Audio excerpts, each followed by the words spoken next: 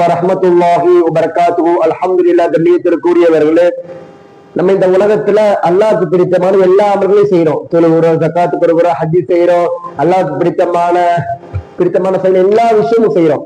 ஆனா நம்ம இடத்துல ஒரு மைனஸான ஒரு விஷயம் என்னன்னா, உறவு முறைகளை பேணாம வாழ்றோம். கண்ணியத்திற்குரியவர்களே, நீங்க என்னதான் அமல் செஞ்சாலும் நீங்க இந்த உறவு முறையை நீங்க பேணாமல் இருந்தால் நீங்க சொர்க்கத்துக்குள்ள போக முடியாது என்பதாக நான் சொல்லல, நபிகள் நாயகம் ஸல்லல்லாஹு அலைஹி வஸல்லம் அவங்களே சொன்னாங்க, நான் இதுகோல் ஜன்னத்தை காத்தியோல், யாரு உறவு முறைகளை துண்டித்து வாழ்கிறானோ அவன் சூனம் செல்ல முடியாது என்கிறார்கள் ஸல்லல்லாஹு அலைஹி வஸல்லம் அவர்கள்.